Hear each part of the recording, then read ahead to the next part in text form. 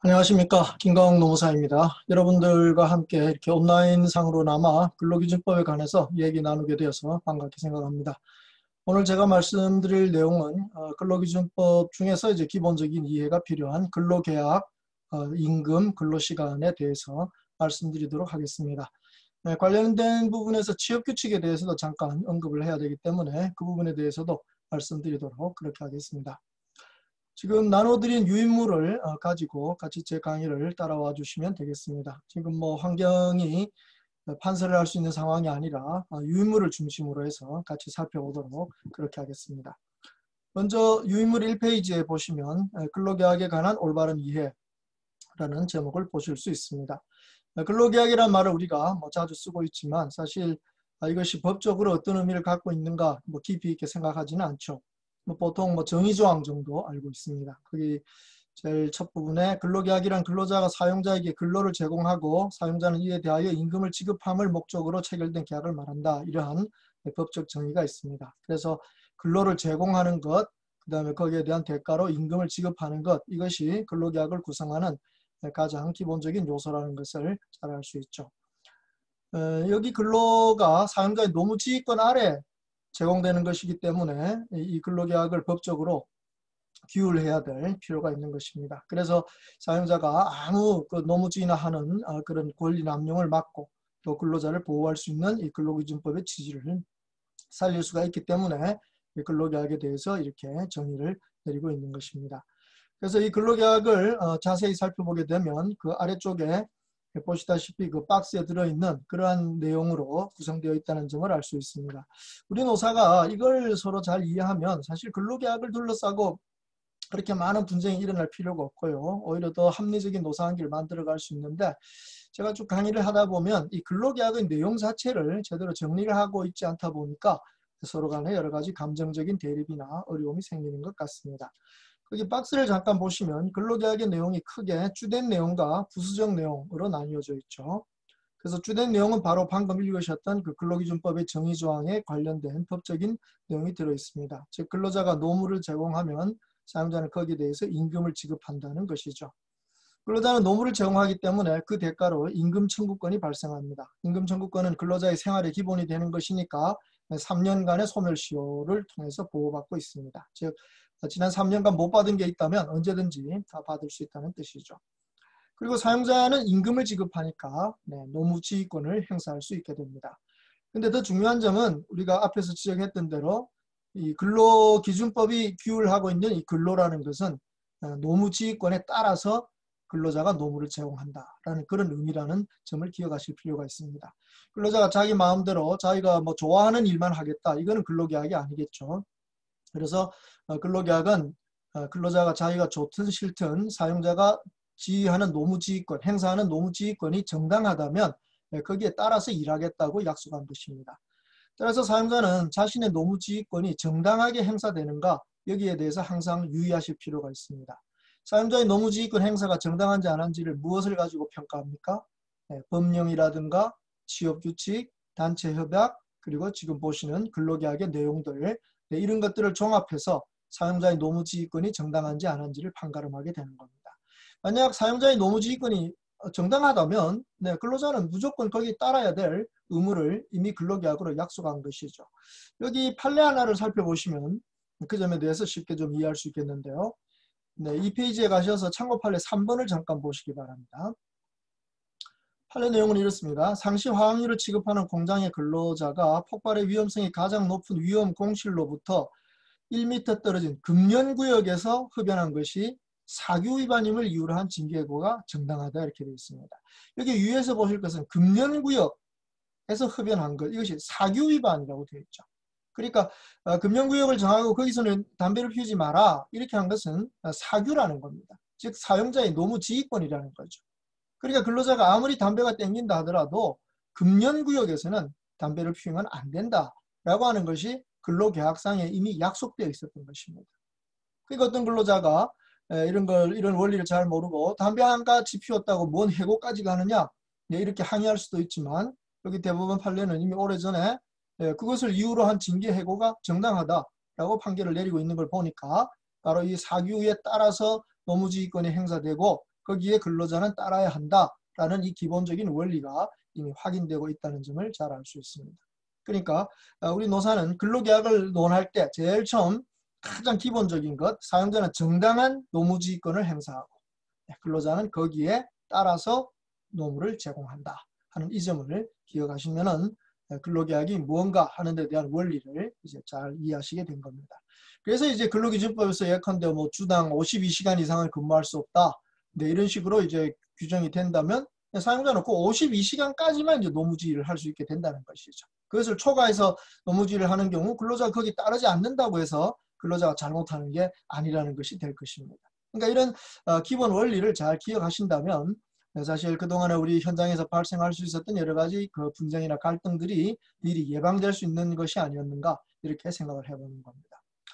아마 뭐 지금까지 말씀드린 점, 사용자는 노무지휘권을 정당하게 행사하고 근로자는 거기 따라서 노무를 제공한다. 이런 기본적인 원리, 그리고 근로자가 제공한 노무의 대가로 사용자가 임금을 지급한다라는 이런 기본적인 상황은 아마 대부분의 사업장에서 잘 지켜지고 있을 것입니다.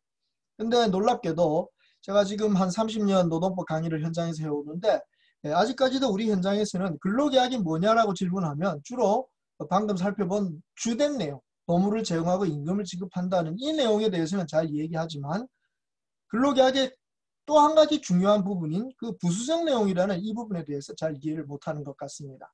다시 그 유의물 1페이지에 가셔서 보시면 그 부수적 내용의 두 가지로 구분을 해놨죠. 근로자에게는 충실 의무가 있고 사용자에게는 배려 의무가 있다 이렇게 되어 있습니다. 이 근로자의 충실 의무의 내용은 직무에 전념한다, 즉 성실하게 근무한다 이 뜻입니다. 또 비밀을 준수하고 회사의 명예를 손상하지 않고 그리고 어떤 상황이 발생했을 때 또는 신분의 변동이 있을 때 사용자에게 알려준다고 하는 그런 고지 의무를 지고 있는 겁니다. 우리 대부분의 근로자들은 이 점을 잘 이행하고 있습니다. 그리고 사용자는 배려 의무가 있습니다. 우리 근로자가 된 사람들에게 그들의 생명과 안전을 보호해줄 의무가 첫 번째 있을 것이고 또 그들의 생활에 대해서 회사의 능력이 되는 대로 지원해주는 각종의 그 복리후생 제도를 실시해주는 그런 배려 의무가 있습니다. 또 여성 근로자를 사용하고 있다면 직장 내 성희롱이 발생하지 않도록 예방해야 됩니다. 작년 7월부터는 직장 내 괴롭힘 금지라는 것이 새롭게 신설되었죠. 그래서 직장 안에서 인격을 모독하고 사람들을 괴롭히는 그러한 일이 있어서는 안 된다라고 하는 것이 법적으로 이제 확립되었기 때문에 사용자는 이런 점에 대해서도 배려 의무를 지켜줘야 합니다. 여기 근로자와 사용자가 충실 의무와 배려 의무를 잘 알고 이것을 제대로 지켜주면 우리 회사 분위기는 완전히 달라집니다.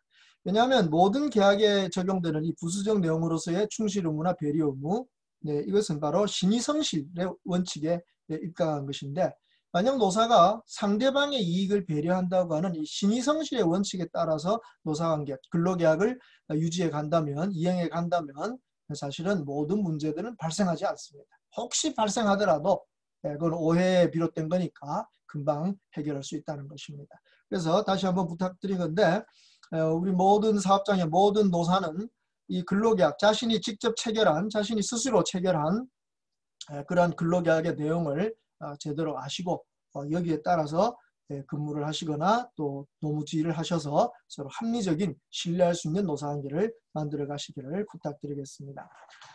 이 페이지에 보시면 이 근로자들의 성실근무와 관련되어서 재미있는 사례를 조사한 게 있습니다. 이게 우리나라 유명한 대기업 현장에서 조사한 것인데 거기 보면 우리 근로자들이 성실근무를 위반하거나 또 주의 의무, 기업 질서를 위반하거나 또 명예훼손 금지 의무를 위반하는 사례들이 나와 있는 걸 볼 수 있습니다. 아마 뭐 대부분의 회사들이 뭐 이런 문제들 한두 가지는 다 가지고 있을 거라고 생각이 됩니다만 사실 이런 부분들을 서로가 고쳐 나가고 또 여기에 대해서 좀 생각을 해보고 개선해 가는 것이 중요할 거라고 생각합니다. 저는 이 자료를 보고 제일 좀 깜짝 놀란 게 그 생산 라인에서 스마트폰으로 영화를 보면서 작업을 한다. 이게 정말 가능한가 싶을 정도로 깜짝 놀랐습니다. 그래서 우리 기업들이 근로자들 교육을 하실 때 처음부터 이 성실 근무 의무가 중요하다는 점, 어떻게 해야 된다는 점을 잘 가르치시고 또 회사 스스로가 노무지휘권을 정당하게 행사함으로써 근로자들이 노무지휘권에 따를 때 불리함이 없다는 점을 인식할 수 있도록 해가는 것이 대단히 필요할 것으로 생각이 됩니다. 사용자들은 3페이지에 보시는 참고 판례 8번을 꼭 기억하셔야 되죠. 방금 말씀드렸던 그 배려 의무에 대한 법적 근거인데요.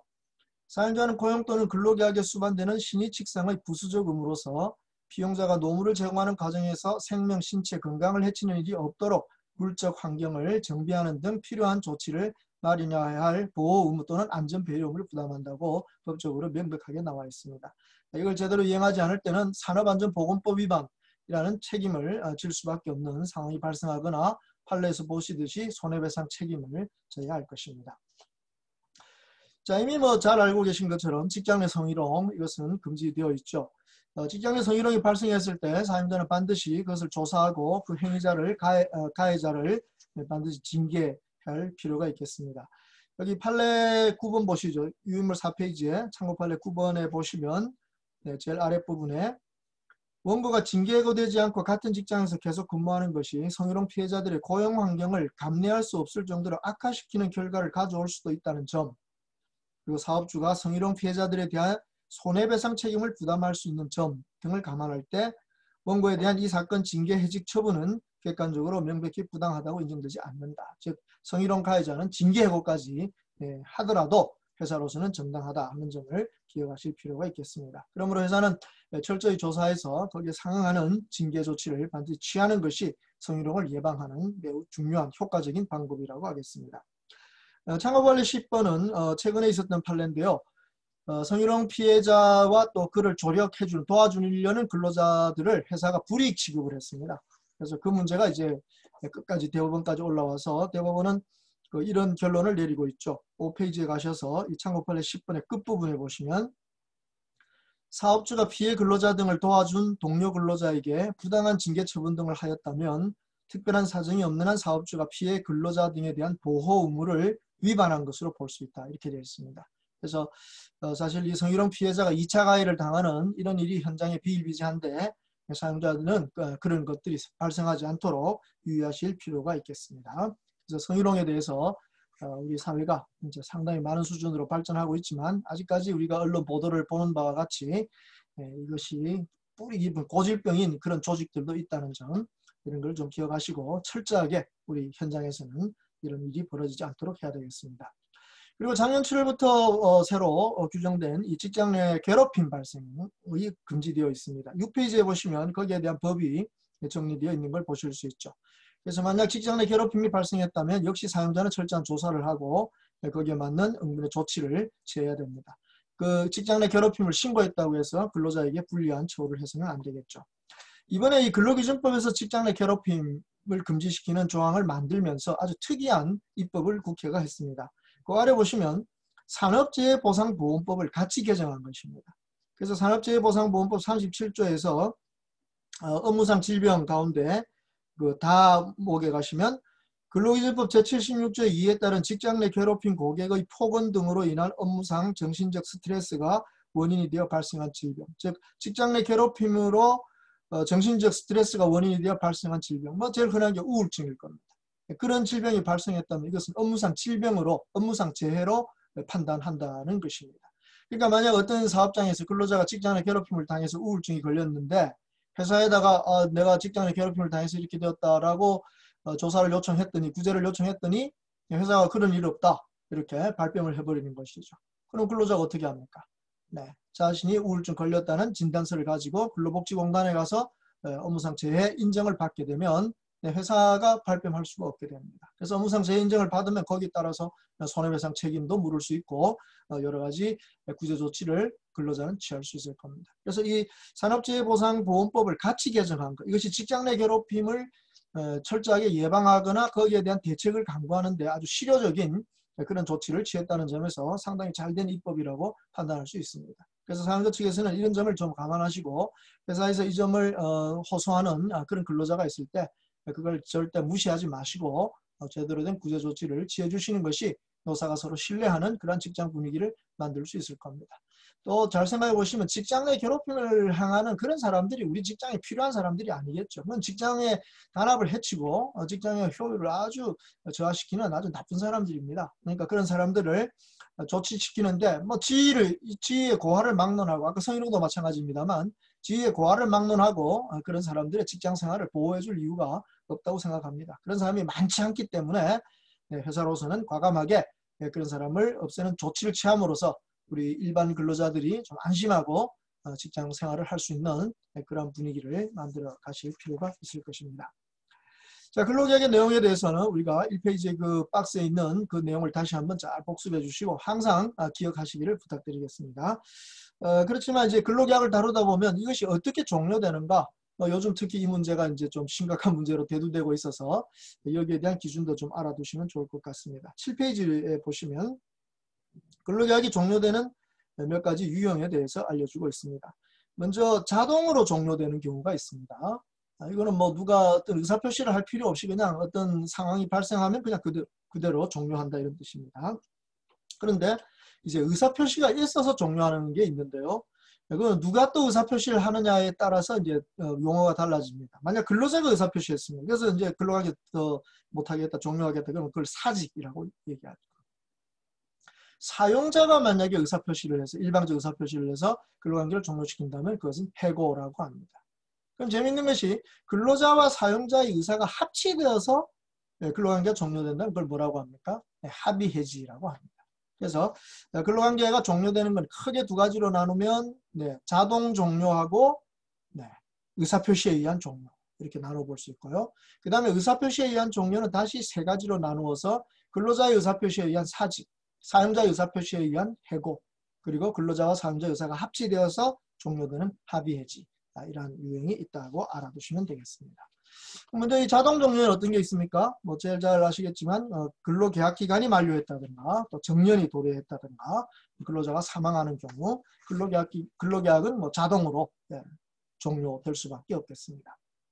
그래서 거기 8페이지에 보시면 정년에 대해서 언급하고 있는데요.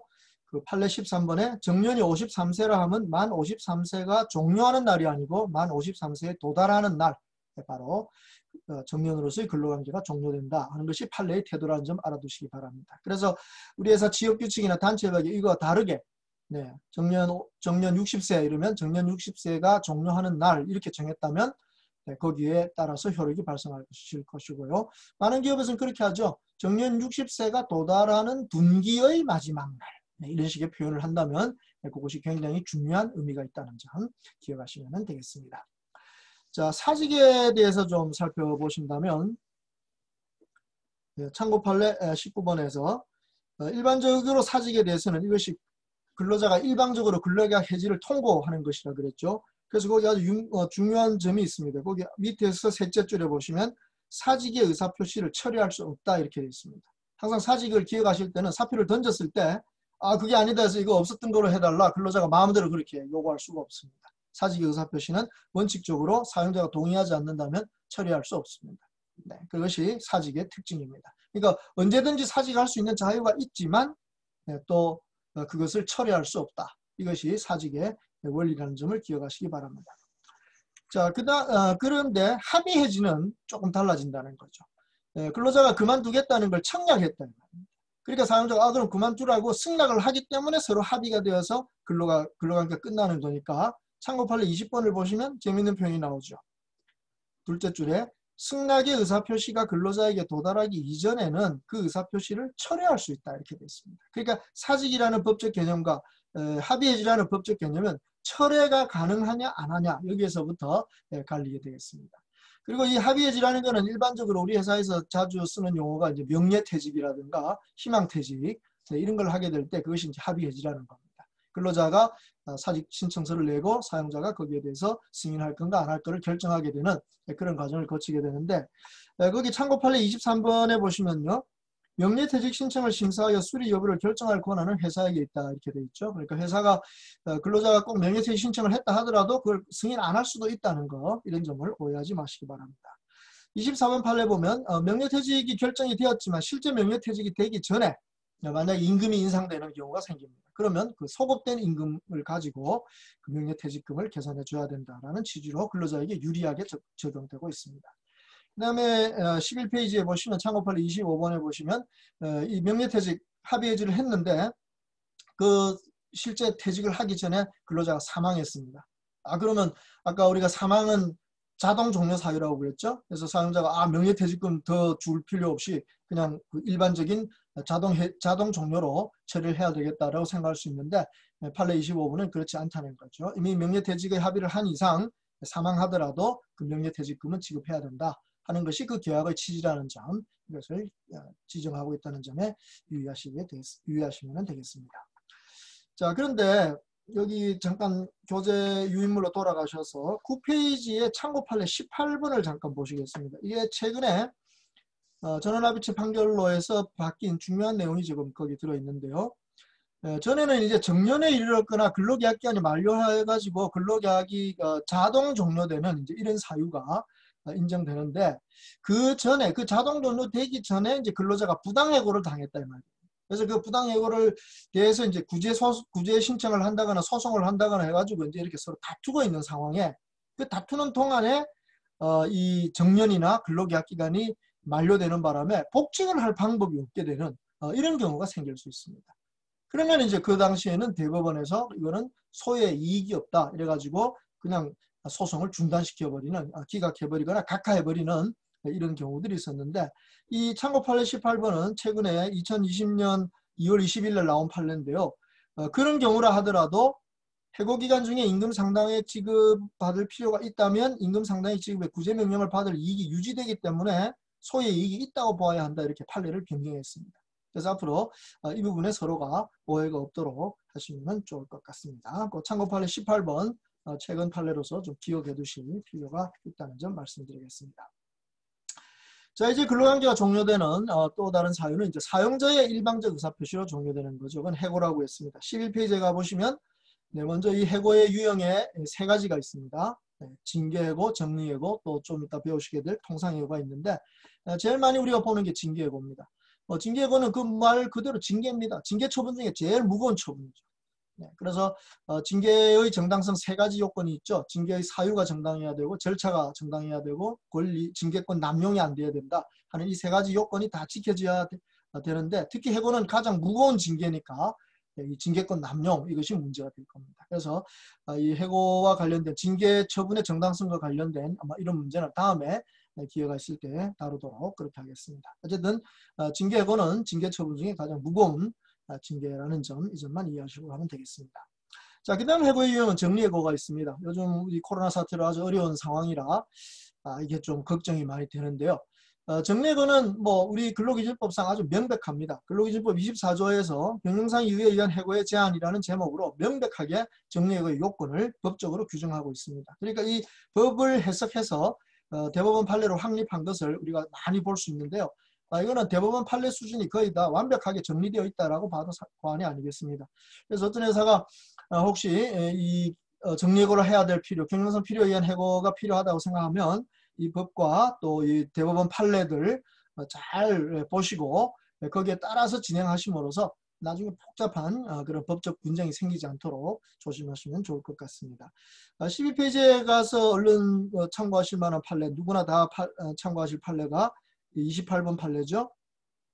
긴박한 경영상의 필요로 하면 반드시 기업의 도산을 회피하기 위한 경우에 한정되지 아니하고 장래에 올 수도 있는 위기에 미리 대처하기 위하여 인원 감축이 필요한 경우도 포함된다 이랬습니다. 그래서 기업들이 조금 숨통은 튀어졌죠. 다만 이걸 남용하다가는 아주 노사관계가 엉망이 될 수도 있습니다. 그러니까 이 경영상의 필요라는 것을 대법원은 일단 조금 넓게 보고 있다는 점 이해하시고, 특히 우리 근로자 측도 회사가 어렵다라는 상황을 좀 감안해서 이 정리해고의 필요성, 이것을 인정할 수가 있다는 점도 서로 좀 양해할 수 있다면 좋겠습니다. 그래서 이제 중요해지는 게 참고 판례 29번이죠. 정리해고의 필요가 이제 느껴진다 하더라도 반드시 해고 회피를 위한 노력을 해야 됩니다. 판례는 이렇게 표현하죠.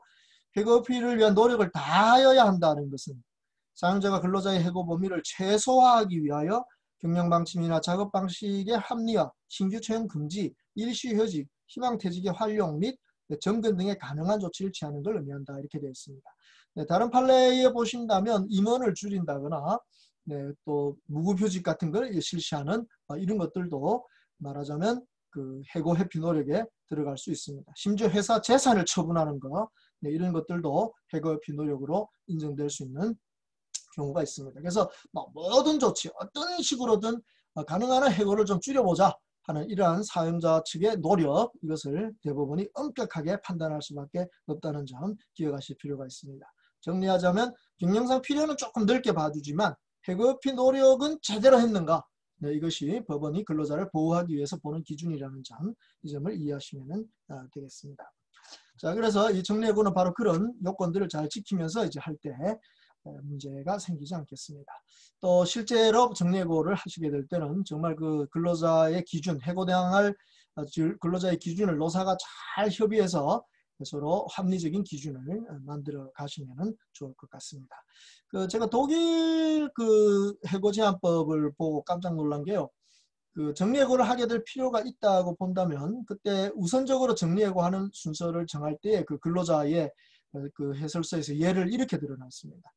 그 근로자가 아주 젊고 건강하고 기술도 좋고 유능하고 성실한 이런 근로자. 정리해고에서 1순위입니다. 왜 그럴까요?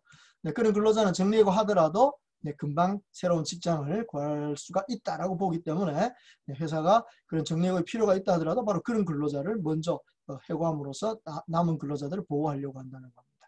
우리 현장하고는 완전 정반대죠. 우리 현장은 아무래도 나이 많고 능력이 좀 떨어지고 임금은 높고 하는 이런 근로자를 먼저 자르려고 할 것입니다. 그러다 보니까 이제 서로 간에 생존권을 박탈한다는 이런 쟁점으로 다투게 되는 모습을 보게 되는데 정말 정리해고가 없으면 제일 좋겠지만 만약 하나 혹시 하게 될 때는 바로 그런 근로자, 해고당하는 근로자의 그 생활까지도 좀 보호하고 재취업의 가능성까지도 고려하는 그런 기준들을 노사가 좀 협의하거나 합의하는 이런 것이 필요하다는 점 이해하시면 좋겠습니다.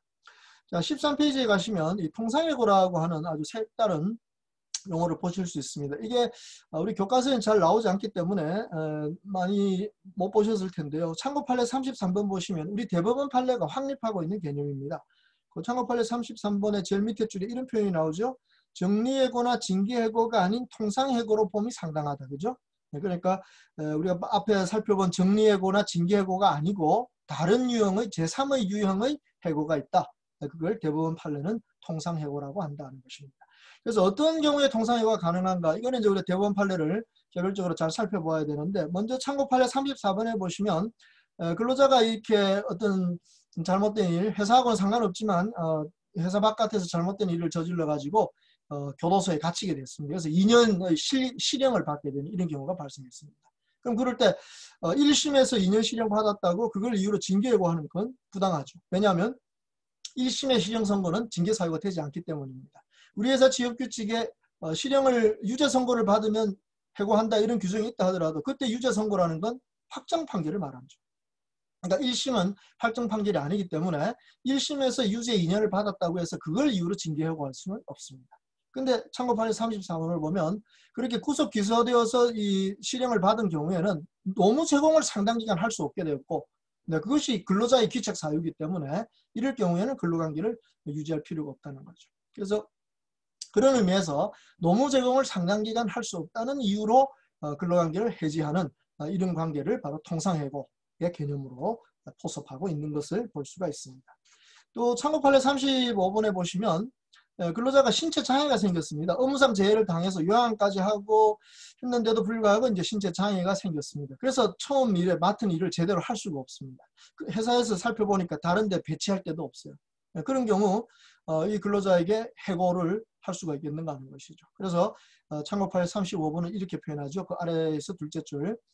근로자에게 그와 같은 신체 장애가 있어 종전의 담당 업무를 수행할 수 없거나 부적합하게 되었음을 이유로 한 회사의 근로자에 대한 장애 해고는 정당하다 이렇게 되어 있습니다. 여기 장애 해고라는 표현을 쓰고 있는데요. 바로 이 장애 해고가 뭡니까? 그런 장애를 이유로 한, 즉 업무상 맡은 바를 제대로 이행할 수 없는 장애, 이것을 이유로 하는 통상해고는 정당하다는 뜻이 되겠습니다. 그래서 이와 같이 통상해고가 정당하다라고 하는 것에 대해서 우리 대법원이 인정하고 있다 하는 이 점을 노사 모두가 유의해서 혹시 하나 이런 일이 발생했을 때는 서로가 법적으로 잘 확립된 기준을 따라주도록 하시면 좋겠습니다. 얼마 전이죠. 몇 년 전에 업무 성적이 나쁜 사람, 성적 부진자들에 대한 해고가 가능하냐 이걸 가지고 노사 정 간에 엄청난 다툼이 있었는데요. 사실 그거는 그렇게 다툴 문제가 아니었습니다. 그걸 법적으로 새롭게 만든다고 해서 가능한 것도 아니고요. 그러니까 근로계약의 가장 기본이 뭡니까? 노무를 제공하는 겁니다. 성실하게 근로자가 제공하는 겁니다. 근데 만약 근로자의 기적 사유로 어떤 경우에 그런 노무를 제대로 제공할 수 없게 되었고 그 사유가 징계 사유는 아니고 이럴 때 뭐 사용자가 배려 의무에 의해서 쭉 근로관계를 지속해 준다면 좋겠지만 또 사용자의 사정상 이 사람을 그대로 안고 가기가 너무나 부담스러운 이런 상황이라면 사회통념상의 어떤 합리성이 있다고 보아지는 상황에서는 이 통상해고가 가능할 수도 있다고 보는 것입니다. 그래서 성적 부진자 퇴출 이런 표현을 쓸 필요 없이 바로 이 대법원이 인정하고 있는 이 통상해고 이것이 혹시 만에 하나 필요한 경우에 법적으로 활용할 수 있다면 노사 간의 분쟁을 좀 예방할 수 있지 않겠나 그렇게 생각을 해봅니다. 자, 그래서 이런 해고의 유형 세 가지 징계해고, 정리해고, 통상해고가 있다는 점을 기억하시고 15페이지에 보시면 이렇게 해고와 관련된 유의사항이 법적으로 정리가 되어 있습니다. 최근에 유의하실 점은 그 근로기준법 26조죠. 15페이지에 보시면 근로기준법 26조에 그 해고 예고를 할 필요가 없는 근로자에 대해서 정리를 해버렸습니다. 그래서 1호에 근로자가 계속 근로한 기간이 3개월 미만인 경우 여기 아주 두드러지게 보이는데요. 어떤 근로자이든 간에 상관없이 계속 근로기간이 3개월 미만일 때는 사용자는 해고 사유가 있다면 해고 예고할 필요 없이 근로자를 해고할 수 있다. 물론 이 경우는 정당한 해고 사유가 있어야 됩니다. 그래서 그런 경우에는 해고 예고는 하지 않아도 된다는 점으로 정리가 되었습니다. 그래서 15페이지 아래쪽에 보면 종전규정, 근로인조 35조와 거기에 준한 시행령 16조 이것은 삭제되었다 하는 점 이것을 주의하시기 바랍니다. 최근에는 중요한 게 이 해고와 관련해서 16페이지에 나오는 해고 사유 등의 서면 통지입니다. 그죠? 그래서 해고를 아무리 뭐 정당하게 했다 하더라도 서면 통지하지 않으면 그 해고 자체의 효력이 발생하지 않습니다. 그래서 참고 판례 41번은 이메일로도 서면 통지를 할 수 있냐 이런 문제였는데 그것이 일반적인 업무 소통 방식이었다면 근로자가 그걸 알고 있다면 그것이 효력이 없다고 보기는 어렵다라는 식의 판례가 나와 있는 점 참고하시기 바랍니다. 자, 이렇게 해서 근로계약과 관련된 근로계약의 내용이나 또 근로계약이 어떤 경우에 종료되는가 하는 이런 점들을 쭉 말씀드렸습니다. 근로계약과 관련해서 우리가 깊이 있게 다루지는 못하지만 취업규칙이라고 하는 내용이 회사의 근로계약의 중요한 내용으로 있다는 거 다 아실 겁니다. 거기 18페이지에 보시면 참고 판례 47번을 보시면 근로계약 체결 시 계약의 내용을 취업규칙 내용과 달리 약정하는 등 특별한 사정이 없는 한 근로계약을 체결한 근로자와 사용자 사이에는 취업규칙에 정하는 바에 따라 근로관계가 성립한다. 이것이 우리 대법원 판례가 취업규칙과 근로계약의 관계에 대해서 내렸던 중요한 기준이 되는 판례입니다. 그런데 이제 이 취업규칙을 불이익하게 변경할 때는 근로자의 과반수의 동의를 얻어야 한다 하는 것이 그 아래 근로기준법 94조 1항 단서에 나와 있는 것이죠. 그래서 그동안 불이익 변경에서 근로자 과반수가 동의를 했다면 그 취업규칙 불이익 변경은 유효하니까 거기에 동의하지 않았다 하더라도 개별적으로 동의하지 않았다 하더라도 그 변경된 취업규칙은 적용된다 이렇게 보는 것이 이제 일반적인 생각이었습니다. 취업규칙이 그만큼 집단적으로 어떤 직장의 근로관계를 규율하는 중요한 준칙이라고 봤던 것이죠.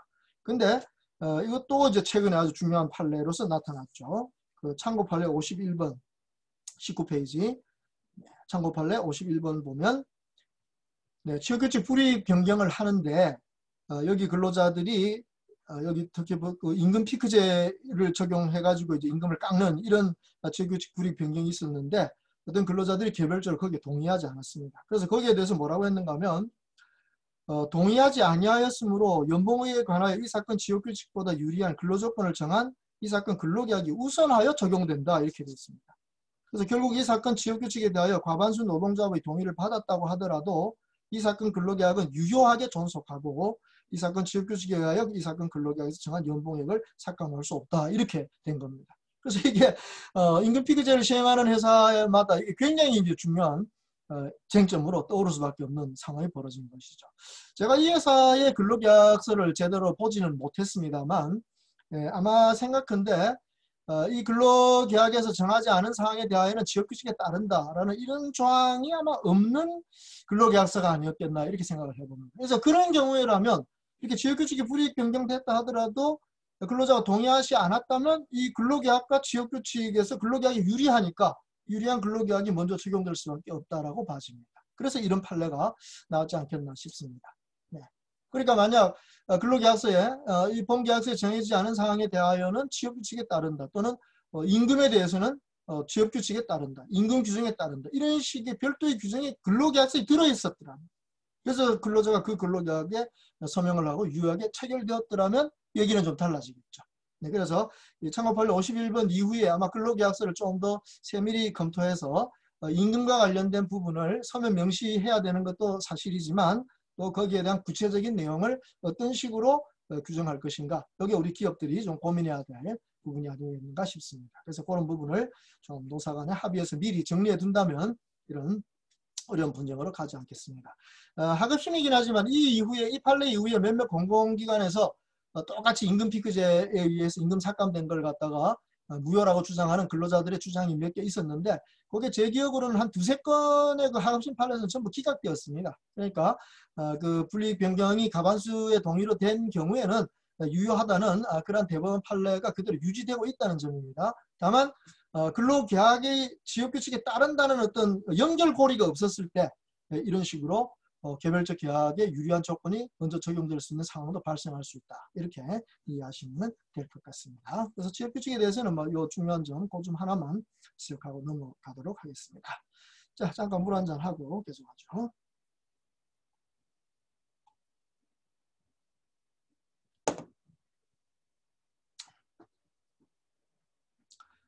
자, 이제 유인물 20페이지 근로시간에 대해서 좀 살펴보도록 하겠습니다. 근로시간에 대해서 사실 우리 기업들이 특히 대기업들 같은 경우에는 크게 신경 쓰지 않았습니다. 이제 상한이 52시간으로 되어서 만약 이걸 초과하면 이제 전에는 잘 처벌 안 했는데 이제는 노동부가 처벌할지도 모르겠다. 그러나 어쨌든 그동안에 또 계도기간이라는 걸 더 가지고 쉽게 처벌하지는 않는다. 이런 정도로 이해를 하고 있었죠. 그래서 근로시간이라는 게 회사에 출근하고 퇴근할 때까지 그 시간 중에서 휴게시간 1시간만 빼고 나머지는 다 근로시간이다 하는 데 대해서는 별로 어려움이 없었습니다. 근로인주법 50조에서도 근로시간의 정의를 그렇게 정하고 있죠. 그 사망이 중요한데요. 근로시간을 산정함에 있어 작업을 위하여 근로자가 사용자의 지휘, 감독 아래에 있는 대기시간 등은 근로시간으로 본다. 이건 당연한 거였습니다. 그래서 휴게시간, 자유롭게 이용하는 휴게시간이 아니고 이런 대기시간, 준비시간 이런 것들은 다 근로시간으로 본다는 점에서 1일 8시간, 일주 40시간의 원칙을 지켰고 혹시 연장 근로가 필요하다면 일주 12시간까지 연장이 가능하니까 결국 최대 일주간에 52시간의 근로시간 법제를 우리는 취하고 있었다. 그리고 이해하시면 되는 겁니다.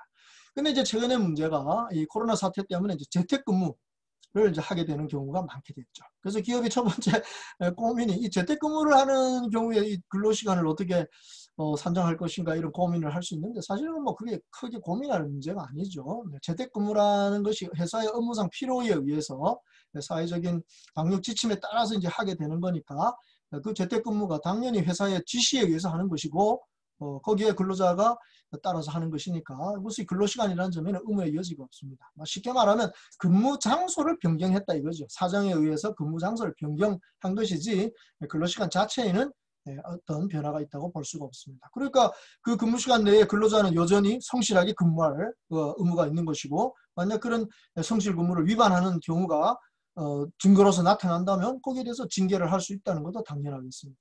또 그 시간에 그런 업무와 관련해서 어떤 재해를 입게 된다면 그것이 집에서 일어난 일이라 할지라도 역시 그것은 업무상 재해로 인정될 수 있습니다. 그렇기 때문에 재택근무 자체가 근로시간과 관련해서 어려움을 주지는 않습니다. 문제는 근로자가 성실하게 근무하느냐, 회사가 그것을 신뢰할 수 있느냐, 이게 문제겠죠. 그래서 평소에 근로관계가 좋았던 서로 신뢰할 수 있었던 그런 회사는 재택근무한다고 해서 크게 나빠지지 않을 겁니다. 언론에 가끔 보면 재택근무로 인해서 생산성이 그렇게 저하되지 않는다. 사용자들이 제일 많이 걱정하는 게 그거였는데 그렇지 않다라는 이런 통계 조사가 잡히는 걸 보면 우리 근로자들 대부분이 성실하게 자신의 업무를 수행하고 회사가 그걸 신뢰하면서 그런 재택근무 방침을 건강을 위해서 하고 있기 때문에 문제가 없을 거로 봐집니다. 다만 재택근무를 통해서 생기는 어떤 여러 가지 문제들을 예방하기 위해서는 별도로 재택근무와 관련된 규정들을 만들어서 노사가 서로 합의해서 그런 규정에 따라준다면 서로 간에 훨씬 더 합리적이고 효율적으로 재택근무를 할 수 있을 것이라고 봐주는 것입니다. 그래서 이 근로시간과 관련해서 최근의 사례에 비춰볼 때 크게 어려운 건 없지만 그래도 서로가 신의 성실로서 임하는 것이 중요하다는 점 다시 한번 강조해 드리겠습니다. 자, 근로시간에서 이제 연장 근로시간이 있는데요. 이것은 기준 근로시간을 초과하면 다 연장 근로입니다. 기준 근로시간은 아까 말씀드렸지만 1일 8시간 그리고 일주 40시간이 기준 근로시간입니다. 그럼 그걸 초과한다면 다 연장 근로시간인데 법으로 그 근로기준법 53조 1항에 보시면 12시간, 일주간에 12시간을 한도로라고 되어 있으니까 결국 주당 12시간이 한도. 그러면 주 전체 최대 근로시간은 주당 52시간이 된다. 이 점을 알려주고 있습니다. 그래서 아까도 얘기했지만 좀 전에 뭐 연장근로 위반했다고 해서 처벌하는 경우가 드물었습니다만 이제 이 법을 제대로 시행하기 위해서는 근로시간을 단축시키기 위해서라도 이 연장근로시간을 초과한다면 위반한다면 거기에 대해서 징계할 수도 있다는 거 이런 점을 좀 기억하실 필요가 있겠습니다. 연장근로를 하실 때 유의하실 점이 있죠. 당사자 간의 동의가 있어야 됩니다. 그래서 연장근로를 시킬 때마다 그때마다 합의를 한다. 이거는 노무관리상 아주 어렵습니다. 그래서 참고 판례 52번 21페이지에 참고 판례 52번을 참고하시면 되겠는데요. 연장근로를 할 때마다 그때 할 필요는 없고 근로계약 등으로 미리 이를 약정하는 것도 가능하다 이렇게 되어 있습니다. 그래서 근로계약서에 연장근로에 대한 합의를 미리 적어두시고 거기에 근로자의 서명을 받는다면 미리 합의한 것이 되겠습니다. 참고 판례 53번이 아주 좀 유의할 만한 판례죠. 연장근로는 회사가 업무상 필요에 의해서 요청을 합니다. 그러면 근로자가 거기에 동의하면 이루어지는 거죠. 근데 거꾸로 근로자가 나 연장근로 하겠다 이렇게 요청을 한다고 해서 회사가 반드시 허가해야 되는 건 아니라는 점 53번 판례에서 확인할 수 있겠습니다. 자, 그 다음에 휴게시간이라는 개념이 있습니다. 이것은 근로시간 도중에 주는데 근로자가 자유롭게 이용할 수 있습니다. 8시간 근무에는 1시간 이상, 4시간 근무에는 30분 이상 근로시간 도중에 근로자가 자유롭게 이용할 수 있도록 휴게시간을 줘야 합니다. 판례 54번은 명백하게 일방적으로 휴게시간을 변경할 수 없다. 위치를 변경할 수 없다라고 나와 있습니다. 그 다음에 휴일이 있죠. 주휴일이라는 게 있습니다. 일주일 중에 그 소정근로일을 다 개근했다면 하루를 반드시 유급으로 휴일을 주어야 합니다. 그리고 이제 최근 법 개정에 의해서 올해 1월 1일부터 시행되었는데요. 이 대통령령으로 정하는 휴일, 즉 공휴일이 유급휴일로 바뀌었다는 점 알아두시면 되겠습니다. 이것은 올해 300인 이상 기업부터 이제 시행되긴 합니다만, 당연히 그동안 이 유급휴일, 공휴일 유급휴일은 300일 이상 대기업의 대부분은 그 약정휴일로 정하고 있었죠. 취업규칙이나 단체협약에서 정하고 있었기 때문에 크게 타격은 없습니다. 그러나 이게 이제 내년에는 이제 300인 이하, 30인 이상까지로 이제 가게 되고, 그 다음 해에는 30인 미만까지 이제 전부 다 적용되는 이런 상황이 벌어지니까 아마 소규모 기업에서 그 공휴일 1년에 10일 이상 있는 이런 공휴일들이 전부 유급휴일이 된다. 이렇게 되면 상당히 노무관리상의 어떤 임금의 부담을 느끼지 않겠나 싶습니다. 아마 정부가 여기에 대한 대책도 좀 준비를 해야 되지 않겠나. 물론 하고 있겠죠. 그래서 그런 좀 염려가 됩니다. 어쨌든 이 유급휴일이라고, 이 휴일이라고 하는 이 표현은 참고 판례 56번을 보시면 22페이지에 참고 판례 56번에 보시면 주휴일은 근로 의무 자체가 없는 날이다. 이렇게 되어 있습니다. 그러니까 사실 이 휴일 근무를 한다 이 자체가 사실은 모순되는 어법입니다. 휴일은 근로 의무가 없는데 거기 휴일 근무한다 이러니까 아주 어색한 표현이긴 하지만 어쩔 수 없이 실무상으로 이제 필요할 때가 있으니까 휴일 근무라는 표현을 쓰고는 있습니다. 거기 근로기준법 56조에 보시면 연장 근로를 했거나 또 휴일에 근로하는 휴일 근로했거나 그다음 상황에서는 그 야간 근로를 하는 경우 이런 경우에는 50% 통상임금의 50% 이상의 가산수당을 줘야 한다라고 되어 있습니다. 얼마 전에는 이 연장 근로하고 휴일 근로가 중복될 때 50% 각각 가산해서 100%를 가산해야 되느냐가 아주 쟁점이 되었는데 이번에는 이걸 법적으로 해결했습니다. 56조 2항에 보시면 사용자는 야간 근로에 대하여는 통상임금의 100분의 50 이상을 가산하여 근로자에게 지급하여야 한다. 이렇게 되어 있습니다. 그리고 2항에 보시면 휴일 근로에 대해서는 8시간 이내는 50%만, 그 다음에 8시간을 초과하는 휴일 근로에는 통상임금의 100분의 100%의 가산수당을 지급한다. 이렇게 법적으로 정리를 해놓은 걸 볼 수 있습니다. 여기에 따라서 참고 판례 58번도 네, 휴일 근로에 따른 가산임금과 연장 근로에 따른 가산임금을 중복하여 지급할 수 없다라고 판결을 내리고 있는 걸 보실 수 있겠습니다. 자, 나머지 근로시간이나 휴게시간에 대한 특례, 그 업종별의 특례에 대해서나 또 근로시간이 단축되는 것과 관련된 그 시행에 관련된 부칙들, 그런 점들은 자료를 참고하시면 되겠습니다. 자, 이제 오늘 마지막 단락은 임금에 관한 이해를 잠깐 나누도록 하겠습니다. 뭐 이것도 설명하자면 뭐 한이 없는데요. 어쨌든 시간이 허용되는 대로 간단하게 좀 말씀을 드리도록 하겠습니다. 논의의 순서상 임금이 무엇인가 이런 데부터 이제 다루어야 하지만 사실 여기서 뭐 시간이 허용하지 않아서 오늘 유인물에서는 중요한 그 임금 개념에서 중요한 평균임금 개념하고 최근에 아주 그 핫 이슈가 되고 있는 이 통상임금 여기에 대해서만 좀 살펴보도록 그렇게 하겠습니다. 먼저 이 평균임금이라고 하는 것이 무엇인가 이게 법적 개념을 좀 알아두실 필요가 있겠죠. 거기 유인물 25페이지 근로기준법 2조 정의조항을 잠깐 보시겠습니다.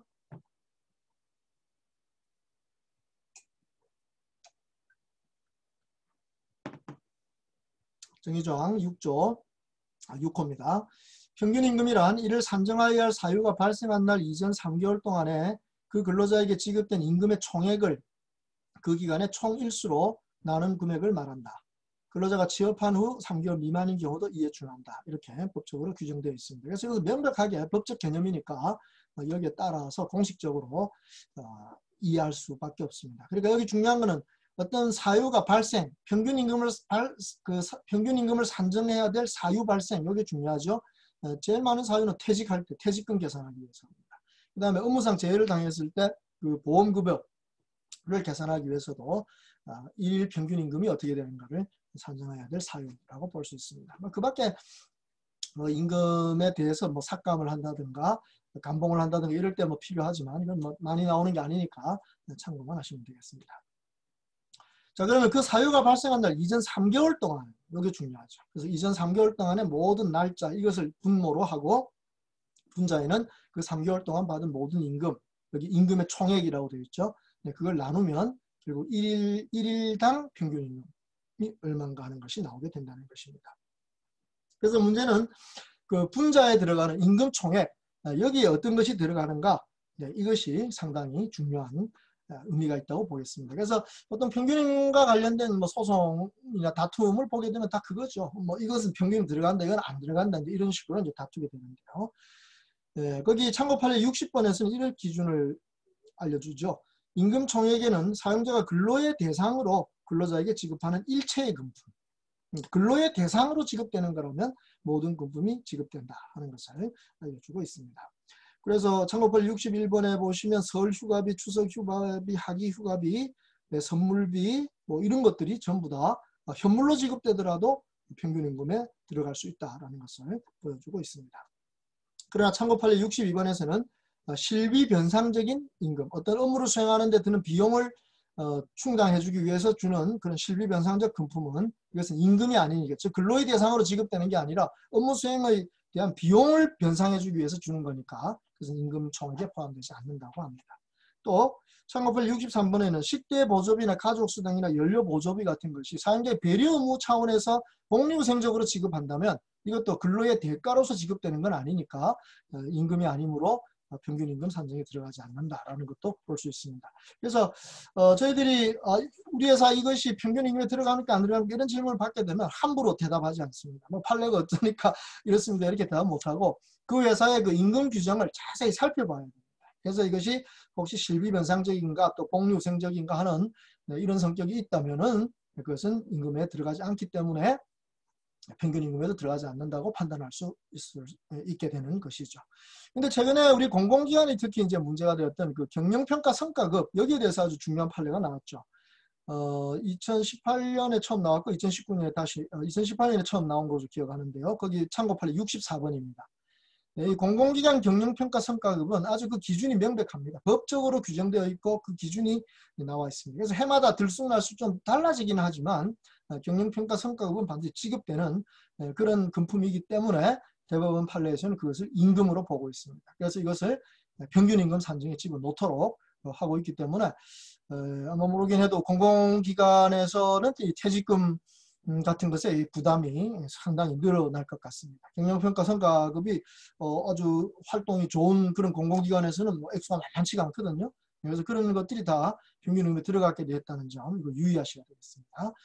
이게 왜 이제 유의할 만한 판례인가 하면 공공기관 경영평가 성과급은 이렇게 평균임금에 넣게 되는 판례가 최근에 나오긴 했지만 일반 기업에서 연말 성과급 경영성과 평가급이라 연말 그 경영성과급 이런 것들은 본래 임금이라고 보지 않았거든요. 그것은 임금이론에서 그것은 공로보상이라고 보는 겁니다. 그렇게 연말 성과급으로 지급되는 임금은 PS라고 해가지고 Profit Sharing, 이윤 배분 제도로서 지급되는 금품이라는 것입니다. 회사가 1년 장사 잘했는데 이게 우리 근로자의 공이다. 근로자에게 좀 돌려주자. 이런 차원에서 지급되는 금품은 이걸 공로보상이라고 합니다. 그래서 임금의 기본 성격이 노무 제공의 대가, 이거하고는 좀 의미가 다르기 때문에 그것을 임금으로 취급하지 않았습니다. 그래서 유수한 그 뭐 삼성 같은데 연말 PS 엄청난 액수입니다. 거의 연봉의 50%에 달할 때도 있습니다. 근데 그렇게 많은 액수를 평균 임금에 넣지는 않는다는 거죠. 임금으로 보지 않기 때문에. 그런 상황이었는데 2018년에 이 공공기관 경영평가 성과급이 임금이다 이렇게 되는 바람에 상당히 그 쇼킹한 그런 판결이었습니다. 네, 공공기관이 뭐 국민의 세금으로 움직이니까 재원에서는 문제가 없기는 하겠습니다만 그 일반 사기업하고 비교했을 때 이게 또 서로 간에 좀 문제가 생기지 않을까 좀 걱정이 되기도 합니다만 어쨌든 판례는 이렇게 나와 있습니다. 그러면서 또 이제 재밌는 판례가 65번에 나와 있는데요. 2019년 8월 달에 뭐 주로 공공기관이 많이 쓰죠. 공무원도 그렇고. 이 선택적 복지제도라는 게 있는데 거기에 이제 복지 포인트라고 하는 부분이 있습니다.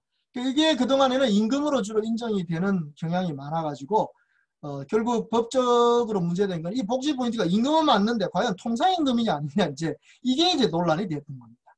그런데 엉뚱하게 2019년 8월 달 대법원 판례는 이 선택적 복지제도에 의해서 지급되는 이 복지 포인트, 공공기관에서 많이 사용되고 있는 이 복지 포인트가 아예 처음부터 임금이 아니다. 이거는 복리후생적인 그런 성격을 가진 거라 노무 제공의 대가로 볼 수 없기 때문에 임금이 아니다. 그러니까 통상임금에도 해당되지 않는다. 따라서 평균임금에도 들어가지 않게 되는 겁니다. 그래서 2018년에 나온 경영평가 성과급이 평균임금에 들어가는 그 반면에 2019년부터는 복지 포인트는 평균임금에도 들어가지 않게 되는 이제 이런 상황이 이제 발생했기 때문에 그 차액이 어느 정도인지 제가 모르겠습니다만 뭐 그런 데서 이제 서로 간에 약간 플러스 마이너스가 되지 않겠나 이렇게 이루어집니다. 어쨌든 혹시 이 강의를 들으시는 분들 중에 공공기관에 계신 분들이라면 그 판례 64번, 판례 65번 이미 뭐 알고 계시겠지만 요 전원합의체 판결의 취지를 좀 잘 알아두시고 적용할 수 있도록 하시면 좋겠습니다. 자, 평균임금을 산정하는 데 있어서 일반적으로 근로자의 평상시의 그 생활 근원, 수입을 이제 알려주려는 취지였기 때문에 만약에 어떤 사유로 근로자의 임금이 좀 낮게 지급되거나 지급이 아예 안 되는 이런 기간이 있다면 그건 평균임금 산정에서 제외시키는 게 맞을 겁니다. 그래서 그것이 26페이지 아래쪽에 보면 근로기준법 시행령 2조 1항에서 제외되는 기간이 나옵니다. 수습사용기간, 뭐 휴업한 기간, 산전후 휴가기간, 요양기간, 육아휴직기간, 뭐 쟁의행위기간 이런 기간들 임금이 아예 지급되지 않거나 적게 지급되니까 그런 기간들은 평균임금 산정에서 그 기간도 제외하고 그 기간에 받았던 임금도 제외한다는 점 이런 점을 알아두시면 되겠습니다. 그러나 여기에 해당되지 않는 사항은 그대로 임금이 적더라도 그대로 계산을 하게 되고 마지막에 그 평균임금을 계산해 보니까 아주 이 통상임금보다 낮아지는 경우가 발생한다면 거기 27페이지에 보시면 중요한 조항이 하나 있죠.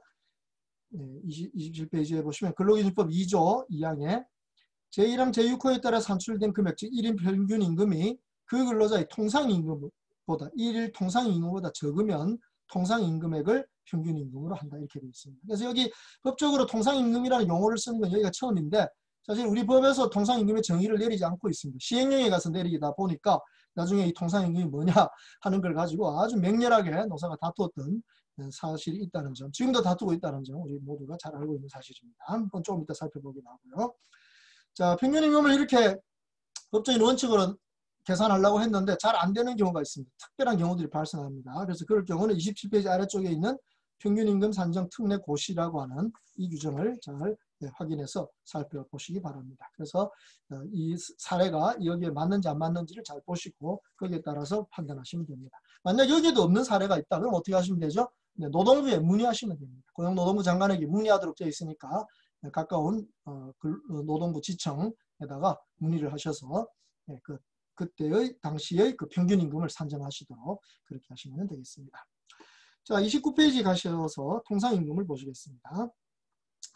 좀 전에 말씀드린 대로 통상임금이라고 하는 것이 법적으로는 그 정의가 없습니다. 그래서 이것이 시행령으로 되어 있는데 만약에 최근에 그 대법원 판례가 나왔던 정교조를 법의 노조로 한 것이 법에 규정 없이 시행령에만 규정이 있는 것을 법의 노조 통보를 시행령에만 있는 걸 갖고 했기 때문에 위법해서 무효다.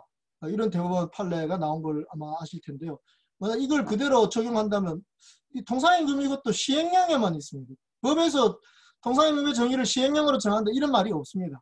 시행령에서 노동부가 마음대로 정해버린 겁니다. 그래서 그래 된다면 이것도 효력이 있냐 없냐 이제 이런 문제가 발생할 수 있지 않겠나 싶습니다. 그러다 보니까 이제 이 통상임금을 둘러싸고 그동안 많은 논란이 있었던 것이죠. 사실 이거는 우리 국회가 법적으로 깔끔하게 정리해 주는 게 아주 필요한데 뭐 앞으로 어떻게 될는지 좀 두고 볼 문제입니다. 어쨌든 지금 현재는 이 시행령을 기준으로 그동안 쌓인 대법원 판례를 중심으로 좀 살펴보도록 하겠습니다. 그래서 이 시행령 6조에서 통상임금이란 근로자에게 정기적이고 일률적이고 소정근로 또는 총근로에 대하여 지급하기로 정한 시간급 금액, 1급 금액, 주급 금액, 월급 금액 또는 도급 금액을 말한다 이렇게 되어 있습니다. 그래서 여기 보시면 정기적이고 즉 정기성, 일률적이다, 일률성 모든 근로자에게 지급하거나 또는 어떤 일정한 조건에 맞춘 근로자들 전부에게 지급하면 일률적이라고 말하죠. 그 다음에 소정근로 또는 총근로에 대한 여기 소정근로에 대한 이것이 이제 소정근로시간 근로기준법이 정한 기준근로시간 범위 안에서 노사가 합의한 소정근로시간에 대하여 지급한 임금 이것이 통상임금입니다. 그러니까 연장근로에 대해서 지급하는 임금 이거는 통상임금이 아닙니다. 소정근로에 대해서 지급한 임금만 통상임금에 들어갑니다. 총근로라고 하는 것은 이게 도급근로자라는 게 있습니다. 어떤 시간에 따라서 임금을 받는 게 아니고 판매 액수라든가 어떤 석탄을 캐낸 개수라든가 신발을 만들어낸 그 생산량 이런 것에 따라서 임금을 받는 사람을 도급 근로자라고 하는데 그 사람들이 받는 임금을 총임금이라고 말할 수가 있는 것이죠. 그 총근로에 대한 임금 이렇게 말할 수 있는 거죠. 그래서 일반적인 월급 받는 사람들 1급제나 월급제는 뭐 이 총근로라는 이 개념이 필요가 없습니다. 그런데 우리 대법원이 이제 판사들 중에는 이 총근로라는 걸 정기상여금까지 포함하는 걸 총근로에 대한 임금인데 이렇게 이해를 해가지고 정기상여금이 통상임금에 들어갈 수 있다. 뭐 이런 논리를 편 걸 볼 수 있는데 사실 그거는 법적으로 명백한 개념은 아니라고 볼 수밖에 없습니다. 어쨌든 중요한 건 통상임금에 있어서는 이 소정근로에 대한 임금 이것이 중요한 개념이라는 점 기억하실 필요가 있겠습니다. 자, 이것을 이제 이 시행령에 있는 이 조건들 거기 지급하기로 정했다 이랬으니까 미리 정해졌다 이 말이죠. 그러니까 이것이 알고 보면 대법원 판례가 말하는 그 통상임금의 정의하고 일치하는 그런 정의 규정이 시행령 6조에 있다는 겁니다. 거꾸로 말하면 우리 대법원 판례 2013년 12월 18일 내린 대법원 전원합의체 판결은 대법원이 무슨 독창적인 견해를 만들어낸 게 아니고 사실은 알고 보면 근로기준법 시행령에 있는 정기성, 일률성, 소정근로에 대한 대가 그리고 미리 정해진 고정성 이것을 다시 한번 확립해 주면서 구체적으로 몇 가지 그 사례들을 들어서 그 판단을 확실하게 좀 하려고 시도했다.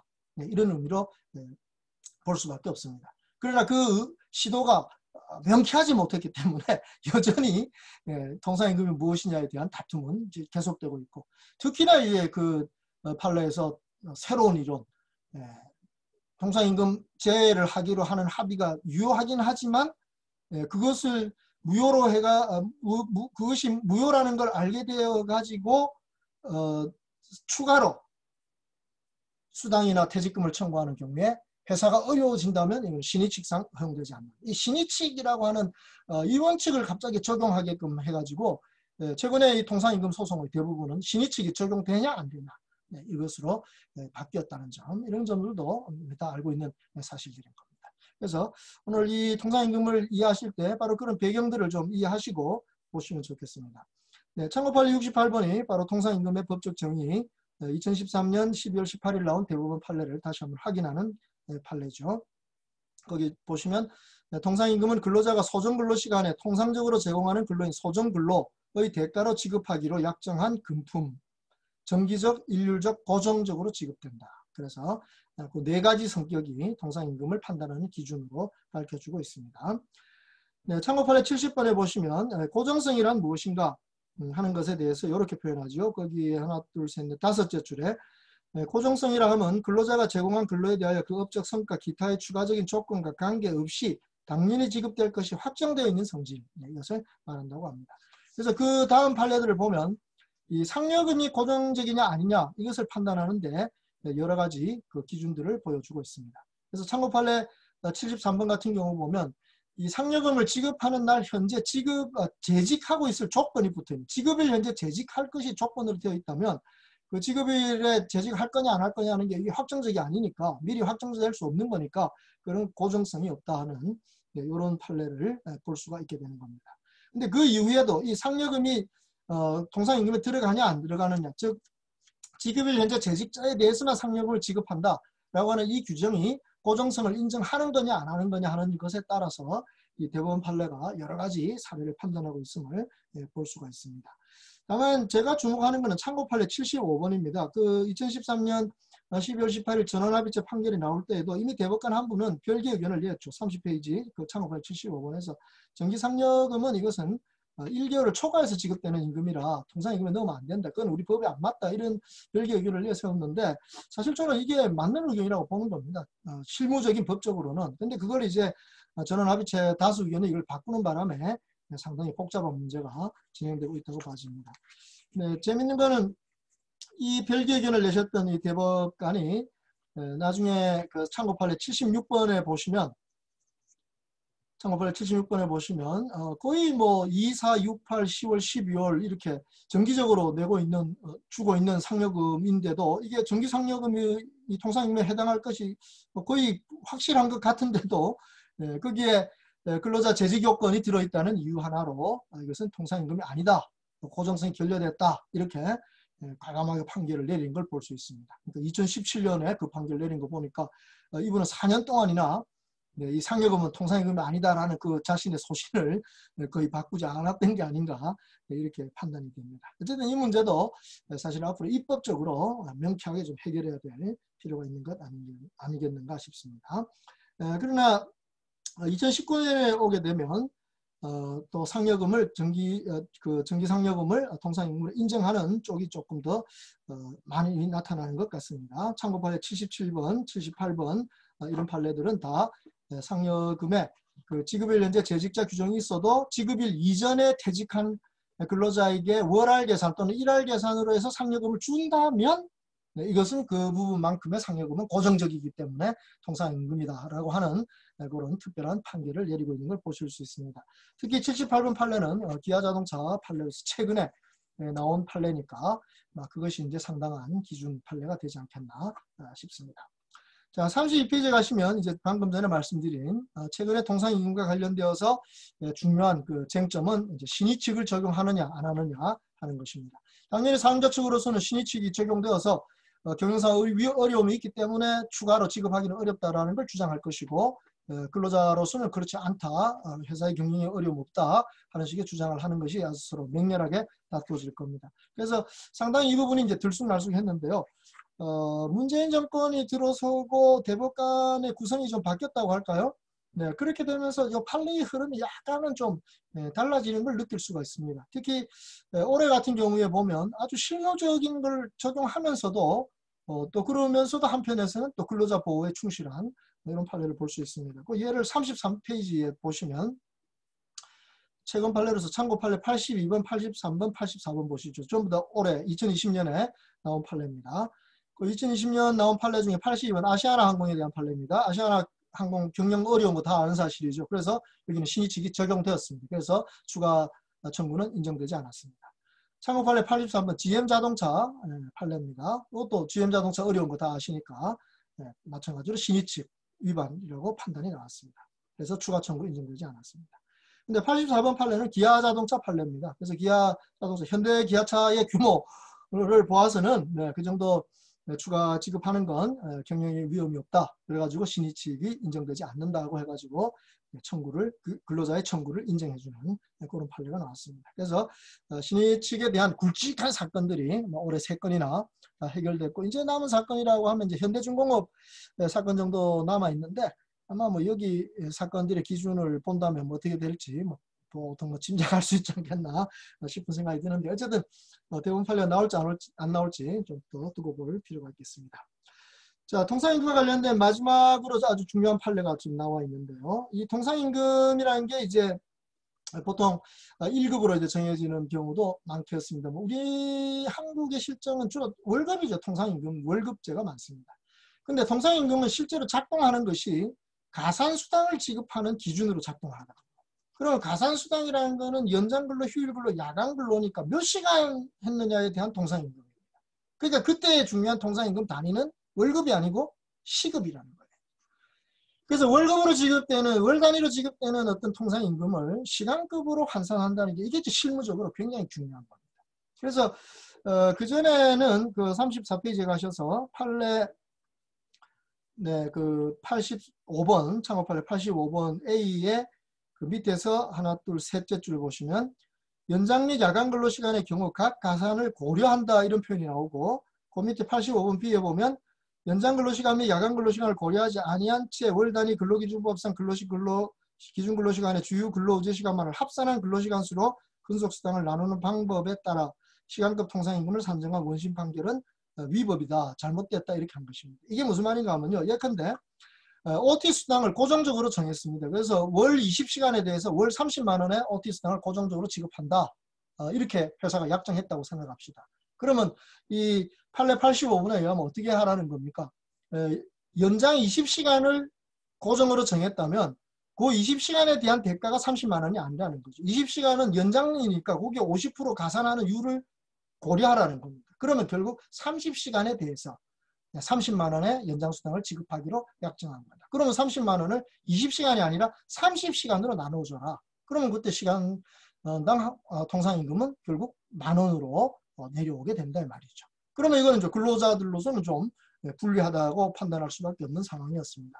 이것이 올해 대법원 판례에서 바꾸게 된 겁니다. 그게 35페이지의 마지막 참고 판례 86번입니다. 그래서 여기 셋째 줄에 끝에 근로자가 실제로 근로를 제공하기로 약정한 시간수 자체를 합산하여야 하는 것이지 가산수당 산정을 위한 가산율을 고려한 연장근로시간수와 야간근로시간수를 합산할 것이 아니다 이랬습니다. 이거는 금방 말씀드린 예를 들면 OT 수당 20시간, OT 20시간에 대해서 30만 원을 지급한다 이렇게 결정했다면 그 30만 원을 20시간으로 나누라 이 말입니다. 30시간으로 나누면 안 된다 이 말입니다. 네. 그래서 이 판례가 끝에 가시면 대법원 2014년 8월 28일 선고 2013-74363 판결을 변경한다 이랬죠. 바로 이 판결이 바로 앞에 보신 판례 85번 판례입니다.